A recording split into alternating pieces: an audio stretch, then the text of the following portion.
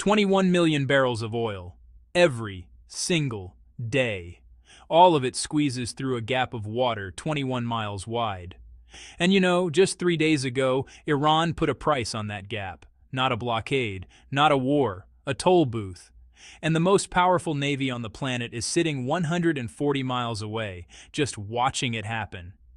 Here's what makes this different from every other crisis you've seen in the news. Iran didn't fire a single missile. They didn't sink a single ship.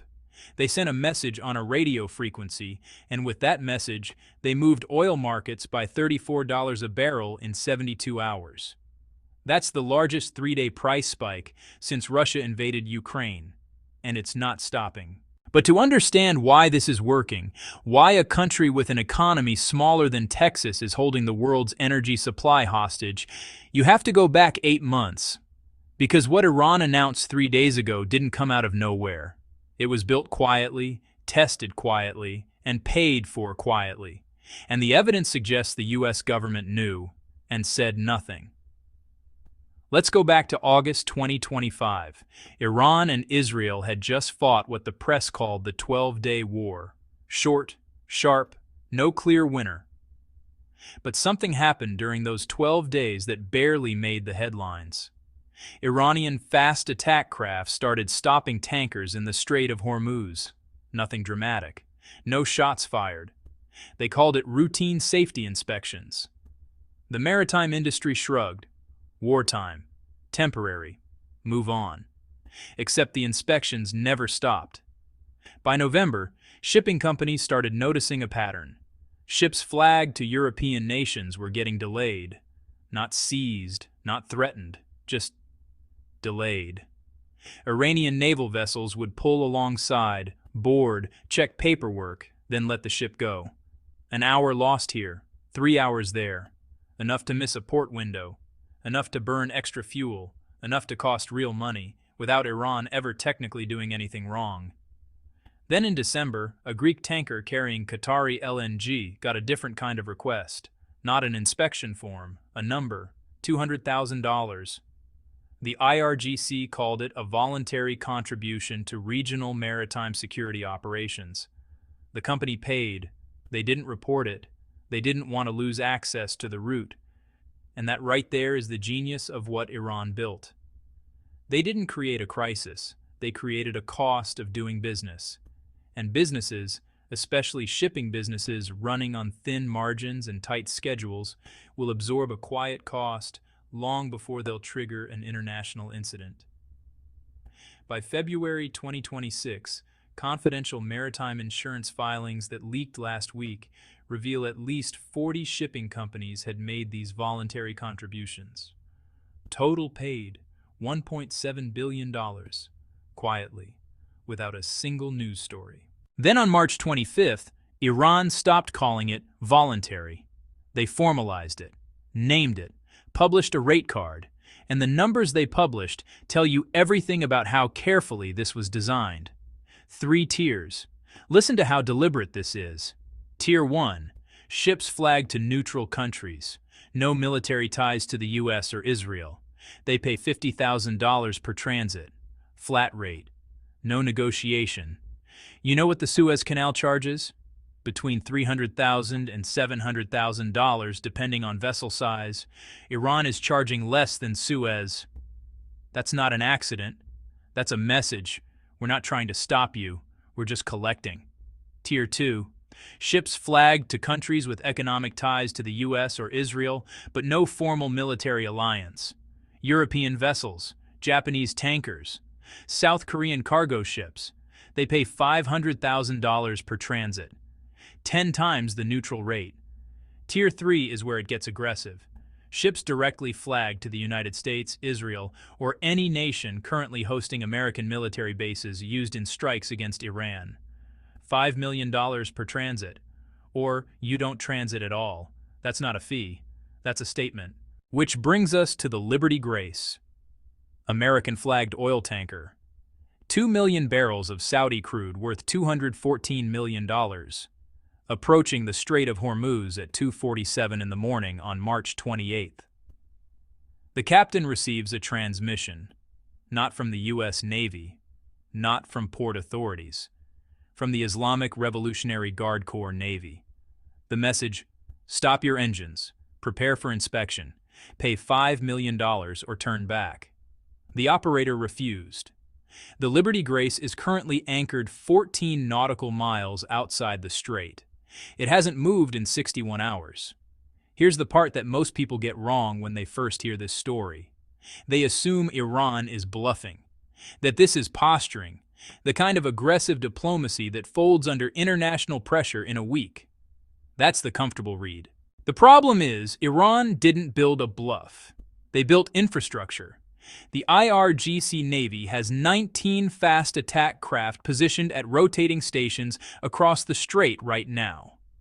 These are Bratis-class and Zulfikar-class vessels. Small, fast, lethally armed. Each one carries anti-ship missiles, deck-mounted heavy machine guns, and a full boarding team. But they're not the scary part. The scary part is the three-layer system they operate. Layer 1. Surveillance drones. 6 Mohajer-6 UAVs are circling the strait continuously. 24 hours a day, 7 days a week. 200-kilometer range. Electro-optical cameras that can read the name off a ship's hull from 15,000 feet. Every single vessel entering Iranian radar coverage is being tracked, identified, and categorized before the crew even knows they're being watched. Layer 2. The fast attack craft. If a ship refuses to stop, 3 boats converge. They don't fire. They don't ram. They box the ship in, match its speed, and repeat the same message on a loop. Stop engines, or we escalate. It's a masterclass in coercive pressure. Maximum threat. Zero legal pretext for retaliation. Layer 3, and this is where it stops being uncomfortable and starts being genuinely dangerous. Anti-ship missile batteries on the Iranian coastline. Noor cruise missile launchers. At least 11 of them, confirmed, positioned along the northern shore. The Noor has a 220-kilometer range and travels at nearly 900 kilometers per hour. It was designed to sink destroyers. A commercial tanker wouldn't survive a single hit. Iran didn't announce these batteries to be provocative. They announced them because they want every ship captain and every Pentagon war planner to run the same calculation. And that calculation keeps coming out the same way. So here's the question the U.S. government doesn't want to answer out loud. Where is the Navy? The USS Abraham Lincoln Carrier Strike Group is 140 nautical miles southeast of the strait in the Arabian Sea. The USS Dwight D. Eisenhower is in the northern Indian Ocean.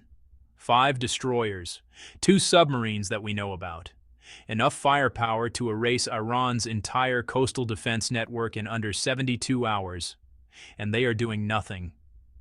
On March 27th, Pentagon spokesman Rear Admiral Daniel Hodes stood at a podium and said, "The United States does not recognize Iran's unilateral imposition of fees on international shipping. We are consulting with allies and exploring all diplomatic options. Diplomatic options, not military options, diplomatic." That word choice is not accidental. It's the Pentagon admitting in the most careful language possible that they've run the numbers and don't like what they found. Here's what those numbers actually say. If the U.S. Navy escorts a ship through the strait by force, Iran has to respond. If they don't respond, the entire system collapses. Every other country watching learns Iran's deterrence is theater. So Iran fires on the escorted vessel. And now the United States has exactly 2 choices. Neither of them is good. Option 1, fire back. Sink the fast attack craft. Destroy the coastal missile batteries. That's a direct military engagement with Iran, which triggers Iranian ballistic missile strikes on every American base in the region. Qatar, Bahrain, the UAE, Saudi Arabia, which means American casualties, which means the war that every administration for 20 years has been trying to avoid just started, and it started over a tanker that wouldn't pay a toll. Option 2. Absorb the hit. Don't fire back. Let Iran strike a U.S.-escorted vessel and walk away without consequences. That option is politically impossible. You can't be the world's dominant naval power and let someone shoot at your ships while you watch.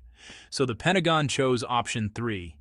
Stay 140 miles away and call it diplomacy.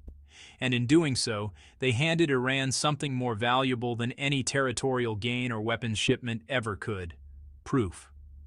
Proof that the math has changed. Proof that the cost of challenging a precisely calibrated provocation now exceeds the cost of enduring it. As of March 28, 2026, Brent crude is at $127 a barrel. West Texas Intermediate crossed 122. Goldman Sachs sent a note to clients this morning. If the strait remains under Iranian fee control for 30 days, oil could hit $180. JP Morgan's estimate is higher, 210. And the mechanism driving those numbers is not complicated. 21 million barrels per day move through the Strait of Hormuz. That's 21% of all petroleum liquids consumed on Earth every single day. There is no backup route that handles that volume. The Suez Canal is already maxed out. The pipelines that bypass the strait, Saudi Arabia's east-west line, the UAE's Abu Dhabi pipeline, can reroute maybe 4 million barrels per day combined. That leaves 17 million barrels a day exposed. But, and this is the counterintuitive part, Iran isn't blocking it. They're taxing it. And that's actually worse for global price stability than a total blockade would be. Think about that for a second. If Iran had slammed the strait completely shut, the world would treat it as a temporary emergency. Strategic reserves would open. The International Energy Agency would activate emergency protocols. Diplomatic pressure from every direction, including China and India, who need that oil, would force a resolution within weeks. Markets would panic, but they'd price in a resolution. Instead, Iran made it expensive. Neutral ships are still moving, paying $50,000 a trip, which gets built into the cost of the oil, which gets passed to consumers at the pump. European and Asian ships are still moving, paying $500,000, which also gets passed along. The oil is still flowing, but it's flowing through a toll booth. And the price of that oil now reflects a permanent new cost that nobody voted on, and nobody can legislate away. The ships that stopped are the American and Israeli connected ones. 23% of strait traffic, roughly 4.8 million barrels per day, sitting outside the strait in anchor lines, waiting for a resolution that has no obvious path to arrival. That's not a temporary supply disruption. That's a structural hole in global supply that gets bigger every day the standoff continues. And oil is just the beginning. European natural gas futures surged 41% in 2 days. Shipping insurance premiums for Gulf routes increased 340% overnight. Not a typo, 340%. Maersk and Evergreen, the two largest container shipping operators on Earth, have suspended all bookings through the Strait of Hormuz until further notice. Not oil, everything. Electronics from China, automobiles from Japan, consumer goods bound for European supermarket shelves. 30% of the world's containerized cargo moves through that strait. All of it is now rerouting around the Cape of Good Hope. That adds 14 extra days to every voyage. $800,000 in additional fuel per trip. Those costs don't disappear. They move through the supply chain like a wave and crash onto store shelves everywhere, from Frankfurt to Lagos to Sao Paulo. Right as inflation had just started cooling in most developed economies. Central banks can't fix this. You can't cut interest rates to offset an external supply shock. You can't print money to replace 4.8 million barrels of oil per day. The only solution is removing the toll. And the only entity positioned to remove it is the same one that's decided, at least for now, that the cost of removing it is higher than the cost of leaving it. Which brings us to the question that every ally, every adversary, and every shipping executive on Earth is now asking, out loud, in private meetings, in diplomatic cables that are being written right now.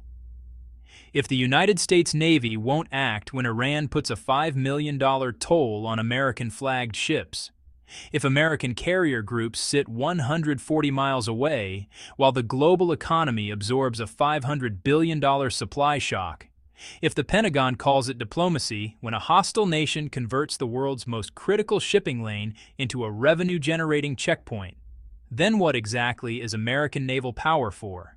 That's not a rhetorical question being asked by America's enemies. It's being asked by America's friends. By Japan, which depends on Gulf oil and hosts American bases. By South Korea, same situation. By the Gulf states that have built their entire security architecture around the assumption that the U.S. 7th Fleet is the last line of defense. By NATO members who just watch the world's reserve currency superpower calculate that it's cheaper to be taxed than to fight. 17 ships are anchored outside the strait right now. Oil is at $127 and climbing. The USS Abraham Lincoln is 140 miles away and not moving. And the most dangerous part of this isn't the blockade, or the fee, or even the oil price. It's the lesson. Because Iran just ran a live experiment in front of every government on Earth, and the result came in clean. A precisely calibrated provocation, one designed to be too costly to ignore but also too costly to stop, works. It extracts money. It extracts credibility. And it does it without a single shot fired.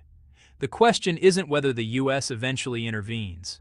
The question is whether intervention, when it comes, will undo the damage to American deterrence that these 72 hours have already caused. Because the rest of the world just learned, in real time, what it looks like when the math of empire stops working in America's favor. And that knowledge doesn't go back in the bottle. The strait is still open, the toll is still running, and the clock is moving. Drop your take in the comments. Do you think the U.S. will eventually force the issue, or has Iran just permanently rewritten the economics of global trade?